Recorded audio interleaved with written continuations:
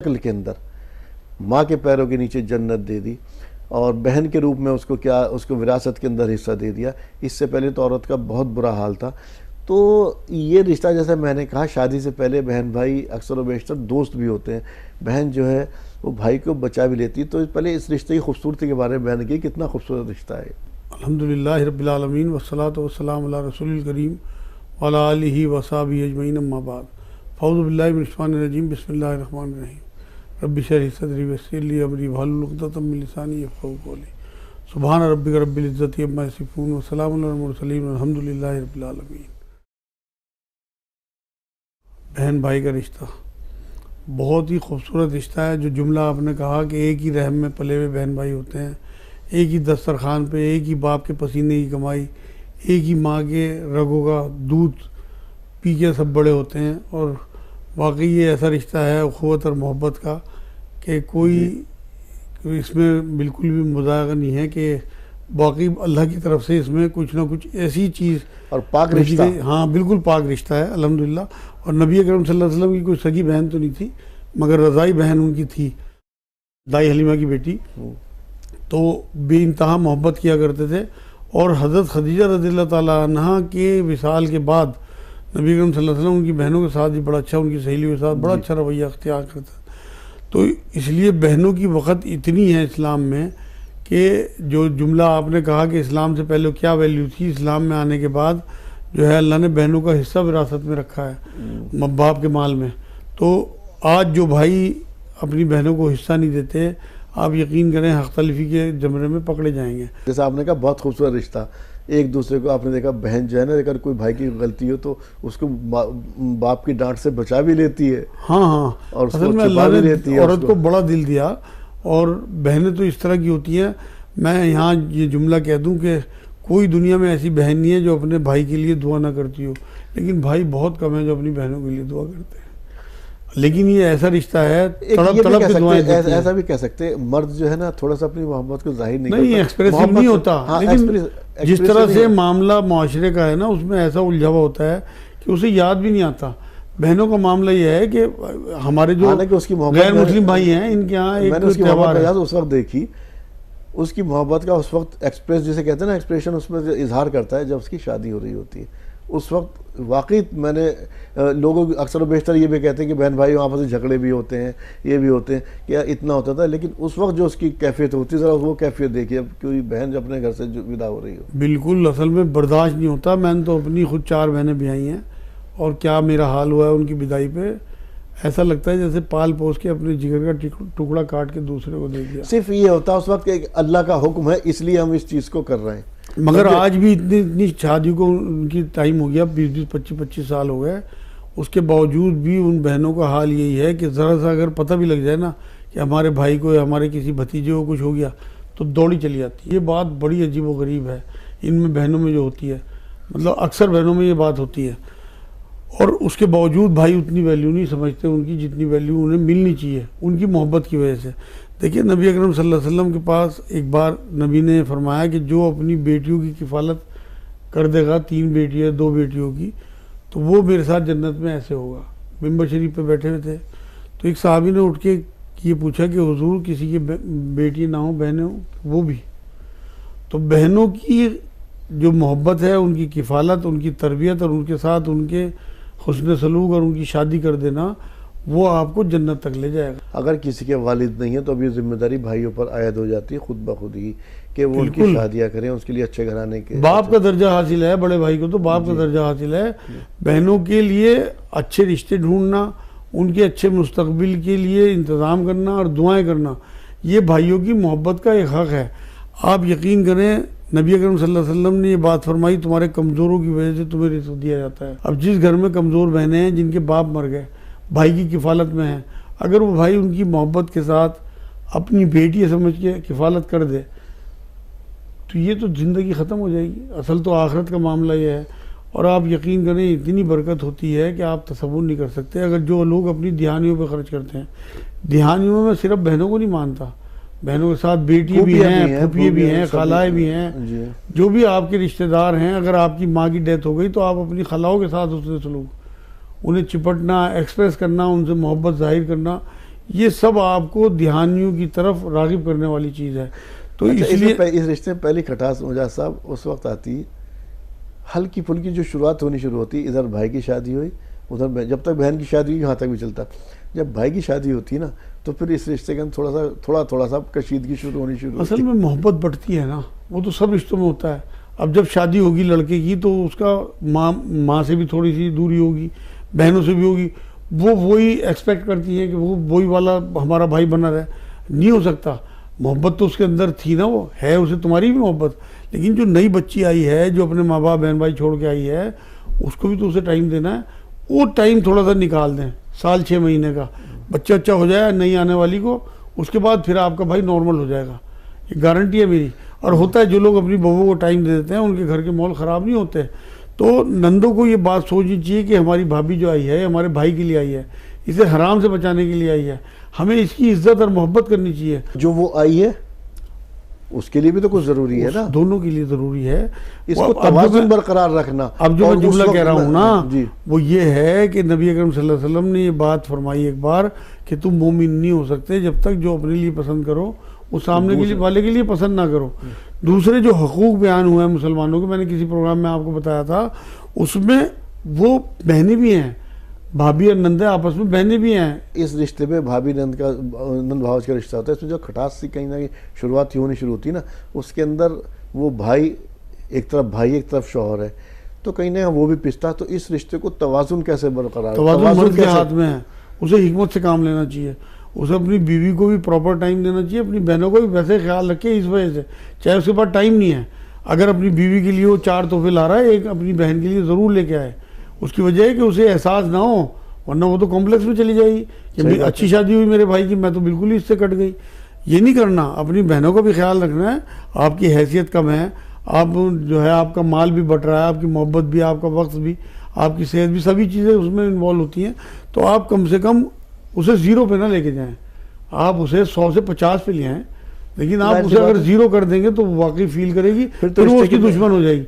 वो जो आप कह रहे हैं ना ये कहाँ से खटास आती है, उसकी शुरुआत इस तरह से होती है कि मर्द का झुकाव सारा का सारा नई आने वाली पे हो जाता है, अब पिछले रिश्तों को वो बेबैरा सा हो जाता है उनसे, चाहे वो माँ हो या बहनें हो।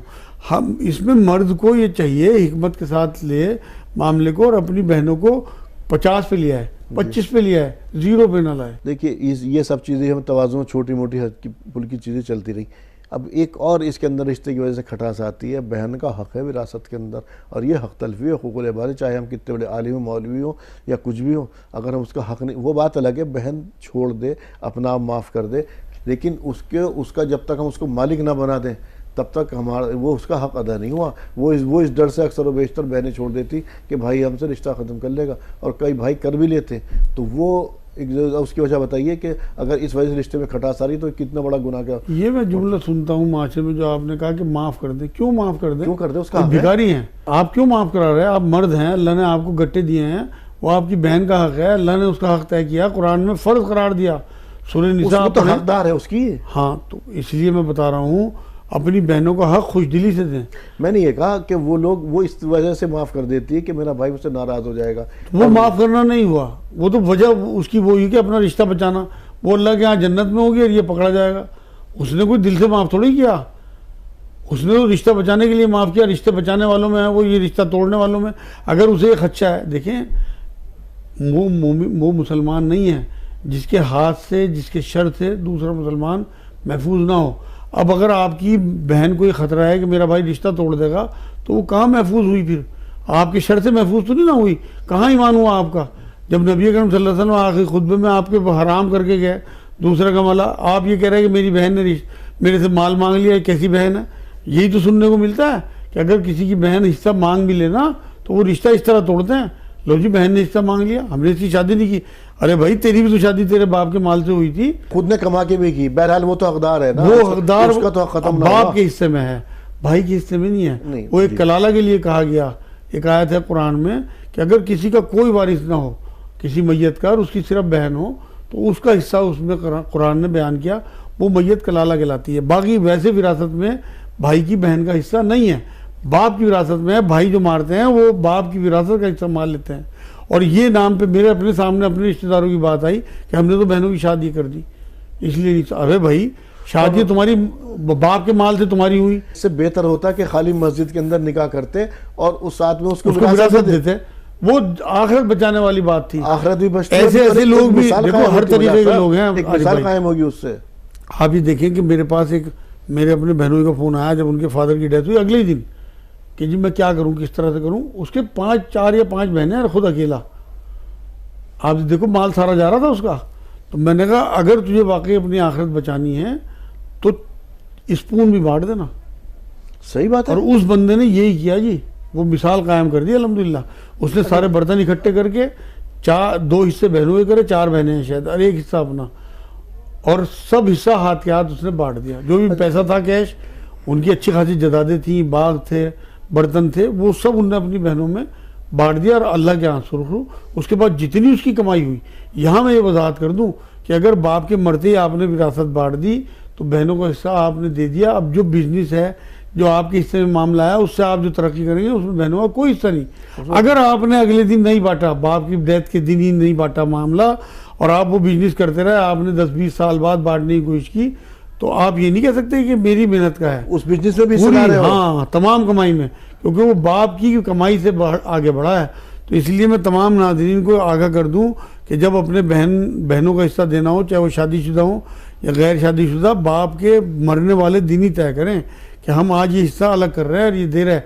टाइम ले लें उनसे कि भाई हमें 10-15 दिन लग जाएंगे, 1 महीना लग जाएगा, लेकिन दें जब ही। दूसरी बात यह है कि इनका दिहानियों का, बहनों का जो ख्याल रखने की बात है ना, ये मैं एक हदीस सुनाता हूँ। एक बार एक साहबी आए हुजूर सल्लल्लाहु अलैहि वसल्लम के पास कि हुजूर मेरा रोज़गार नहीं चलता, मैं बहुत परेशान हूँ। नबी अकरम सल्लल्लाहु अलैहि वसल्लम ने कहा कि तेरी बहनें हैं कि हाँ हैं, कि उनकी दावत कर दे। इसने तो सर पकड़ लिया कि हुजूर सल्लल्लाहु अलैहि वसल्लम मेरे तो अपने खानों को नहीं है, मैं उनकी क्या दावत करूँ, कि देख घर में कुछ ना कुछ तो होगा। ये थी नबी की नज़र। तो वो घर गया भागा हुआ और बीवी से पूछा कुछ है। उसने सारे बर्तन वर्तन टटोल गया जी कुछ नहीं है, बस ये थोड़े से जौ पड़े कि यही पका दे। उसने वो जौ पकाया, उन बहनों को बुला लिया, दावत कर दी उनकी। आप यकीन करें, ये लिखा हुआ है रिवायतों में, उसके बाद इतना माल बरसाया उसके ऊपर कि आप तसव्वुर नहीं कर सकते। इसलिए अपनी बहनों की दावतें भी किया करें, जब वो कभी मिलने आए उन्हें ज़रूर कुछ ना कुछ दे के भेजा करें। नबी अकरम सल्लल्लाहु अलैहि वसल्लम की बहन तो थी नहीं, बेटी थी। जब हज़रत फ़ातिमा रज़ियल्लाहु ताला अन्हा आती थी तो नबी अकरम सल्लल्लाहु अलैहि वसल्लम उठ के उनका हाथ चूमते थे, उनका माथा चूमते थे, उन्हें अपनी चादरें बिठाते थे। जब कभी सफ़र से वापस आए तो उनके हुजरे के पास ज़रूर जाते थे, मतलब वहाँ आवाज़ दे के फ़ातिमा को ज़रूर दे। तो ये मोहब्बत अपनी बहनों की अगर आप करेंगे, क्या होता है, सब अपने अपने घर के अमीर हैं। अगर आप 1 किलो सेब या 2 किलो आम या कोई बिस्किट का पैकेट अपनी बहन को, हाँ, इतना फ़ख्र से उनका सीना चौड़ा होता है कि मेरे मायके से कोई चीज़ आई है। आप यकीन करें, ससुराल वालों को खिलाते बताते हैं कि मेरा भाई दे गया। तो ये दिल बड़ा करें इस मामले में अपनी बहनों के लिए। आपको लाजमी बात है, उसका कई गुना अल्लाह ज़्यादा देगा। अगर आपने अपनी बहनों के लिए इस तरह के सिलसिले शुरू कर दिए, आप बाहर जाएं, अपनी बीवी के लिए, अपनी बेटियों के लिए कुछ ला रहे, हल्की फुल्की कोई एक चीज़ अपनी बहन के लिए लिया। एक इसके अलावा एक और पहलू भी है इसका। ये तो खैर विरासत की बात हुई, और अब अक्सर बेशतर लोग बाग जो इससे निकल रहे हैं और अल्हम्दुलिल्लाह दे भी रहे हैं। और हम देख रहे हैं उम्मत मुस्लिमा और लोगों के मुकाबले बहुत आगे है। हमने कोविड के अंदर देखा लोगों की कितनी मदद की है इस तरह से, और वाकई काबिल सताइश है। दुनिया में किसी ने नहीं की इतनी जितनी इस उम्मत ने एक दूसरे की किया, बगैर मज़हब मिल्लत लोगों की मदद की है। यहाँ तक कि उनके वारिसैन भी उनकी जो बॉडी से छोड़ के चले गए, इन लोगों ने की मदद की। तो उम्मत मुस्लिमा खैर के कामों में अल्हम्दुलिल्लाह बहुत आगे, लेकिन कहीं ना कहीं ये अखलाकी चीज़ें पस्ती की तरफ चली गई हैं और इसमें कमी आ रही है। जैसे एक और इसका पहलू है, मैं आपको बताऊं, अगर खुदा न खास्ता कोई बहन ऐसी रह गई जिसकी शादी नहीं हुई है, नहीं हो सकी किसी, आजकल हम देख रहे हैं माशरे के अंदर,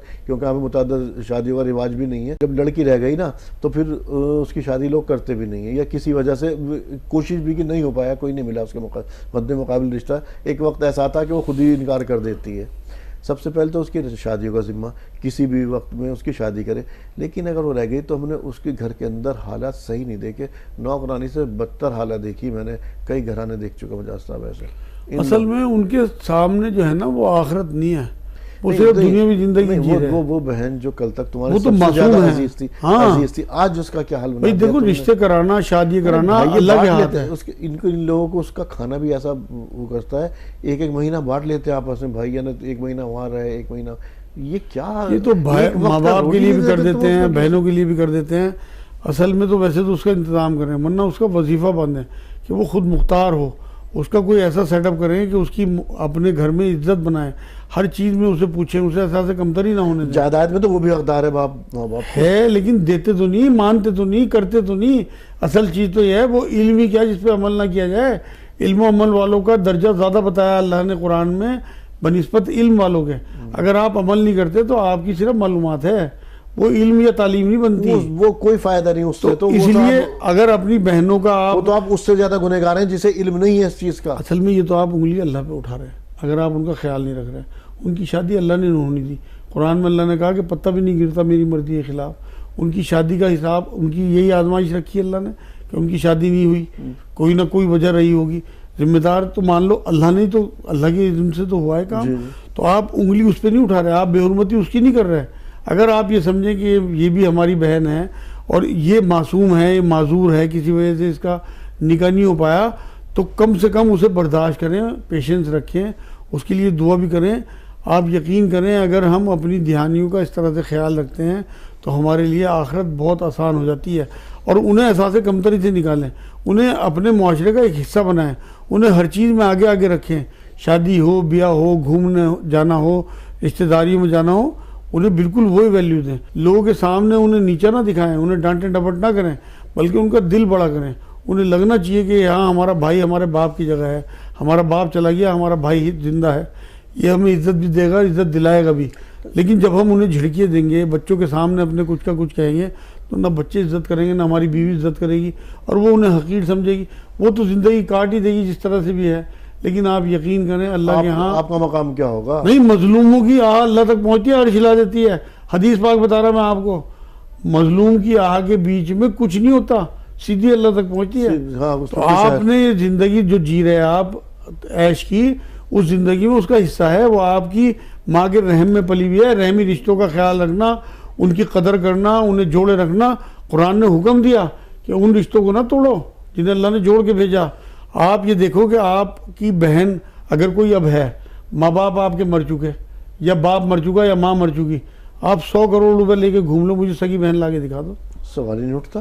तो ये है वैल्यू बहनों की। हम ये सोचें कि हम सब कुछ देके भी अपनी बहन नहीं खरीद सकते। एक और इसका पहलू, अगर वो बहन बेवा हो गई है तो उसके बच्चे भी हैं, एक तो उसकी जाहिर शादी की, उसकी शादी करनी चाहिए, समझे। बच्चे नहीं भी हैं या है भी हैं और बच्चे भी हैं, तो उसके साथ क्योंकि वो आकर के फिर मायके बैठती है, उसके ससुराल वालों की जिम्मेदारी होती है, बच्चों की वाली जिम्मेदारी उसके ससुराल वालों की होती है। लेकिन इसकी तब भी हालत जो है बहुत गैर होती है जब ये घर आकर के बैठ गई, एक के विरासत में भी हिस्सा ले लिया, सब कुछ कर लिया, सब कुछ, अब ये हमारे घर पर आकर फिर दोबारा से जिम्मेदारी यहाँ पर मुसल्लत हो गई। असल में एक तो वो बेवा, बहुत सी औरतें नहीं करती निकाह कई बच्चों की वजह से, जिनके ज़्यादा बच्चे होते हैं।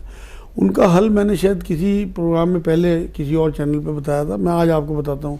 उसके लिए चाहिए कि तमाम रिश्तेदारों को मिल के, चाहे ज़कात के पैसे हों, अगर फाइनेंशियली पोजीशन अच्छी नहीं है उस औरत की, तो वो एक फ़ंड इकट्ठा करें और उसका अपना एक मकान अलग दिलाएं, चाहे एक कमरे का हो, और उसके किसी बच्चे को कोई कारोबार का सेटिंग उसका करके दें, और ज़कात की मद में से कर दें, चाहे उसे खुद मुख्तार बना दें। सबसे पहले उसकी दिलजोई करना, क्योंकि जिस घर में खेलती कूदती फिरती थी, आज वो उस घर के अंदर गैर की हैसियत से दाखिल हुई है कि उसका सर पे से जो एक साया जो निगहबान दिया था वो भी उठ गया।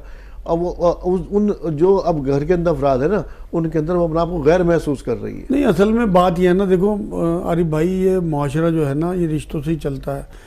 जब वो किसी नए घर में एकदम आ गई ना, तो उस घर का निज़ाम तो धर्म भरम होगा। नहीं, वहाँ से जब वापस शुरू में जब आती है ना, के बाद मैं वही बता रहा हूँ, जब शुरू में आती है वहाँ से वापस, तो बहुत लोगों को सिंपैथी होती है, घर वालों को अरमान भी करते हैं कि बेचारी इतनी कम उम्र में ऊपर करते हैं, पीछे नहीं करता। पीछे उसके बाद जब वो टाइम गुजरने लगता है और उसकी दखल अंदाजी, क्या तान-तान मिलते हैं, मैं वही बता रहा हूँ आपको। शौहर को कमबख्ती ये था, वो था, खा गई और मार दिया, ये क्या क्या मिलता है उसके तान-तिशन में। साहब, ये माशरा है, ये खानदान के लोग हैं उसके, जो आजकल माशरे में सुनने को मिलता। उसी के लिए मैं आपको बता रहा हूँ कि ये चाहिए कि एक हैंडसम रकम इकट्ठी करके उसका अलग सेटअप करें, उसे उस घर में ना रहने दें। जो पहले से लोग रह रहे हैं उनकी ज़िंदगी डिस्टर्ब ना करें।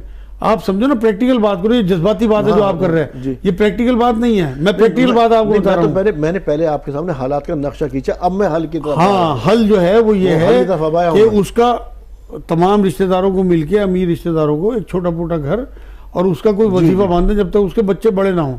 और बच्चे बड़े होते ही या तो वो जॉब करें, उनकी पढ़ तालीम का कुछ ना कुछ वजीफा बांधें, अपनी ज़कात में से बांधे चाहें, और उसे खुद मुख्तार करें, पैरों पर खड़ा करें, उसे ऐसा कमतरी का शिकार ना बनाएं, उसे हकीर ना बनाए कि लोग जो आप बात कह रहे हैं कि ये तो मियाँ को खा गई है, ये तो यहाँ आके पड़ गई है। जब वो आएगी और उसके बच्चे आएंगे, वो दंगा भी करेंगे, दखल अंदाजी भी करेंगे घर में, उस टाइम भाभी को बुरा लगता है, और वो वाकई इसलिए बुरी लगने लगती हैं। शुरू में तो ये भी बड़ी मजलूम होती हैं, लेकिन जब ये अपना हक जताना की शुरू करती हैं अपने भाई पे या उसकी चीज़ों पे, तो फिर भाभी को और उसके बच्चों को बुरा लगने लगती हैं। इसलिए इसका हल ये है जो मैं आपको बता रहा हूँ कि एक छोटा सा सेटअप उसका कर दें, चाहे किराए का मकान दे दें और वो किराया आप पेश करते रहें, इसी तरह उसके वजीफा बांधें जब तक उसके बच्चे बड़े ना हो, लेकिन किसी को कानो कान खबर ना हो, उसके बच्चों को सेट करने की कोशिश करें। मेरी अपनी फैमिली में ऐसा हुआ है, अल्हम्दुलिल्लाह हमने किया, आज वो लोग इज्जत की ज़िंदगी जी रहे, उन्हें मतलब उन्हें हमें भी फ़ोन करना नहीं पड़ता। अब एक मयारी उनकी ज़िंदगी है और हमने किसी को शो नहीं किया, अल्हम्दुलिल्लाह सेट हो गए लोग। मैं तो वो प्रैक्टिकल बात कर रहा हूँ कि जो आपके घरों में डिस्टर्बेंस भी पैदा ना करे और आपके रिश्ते ही बचा के रखे, वरना रिश्ते आपके खराब हो जाएंगे।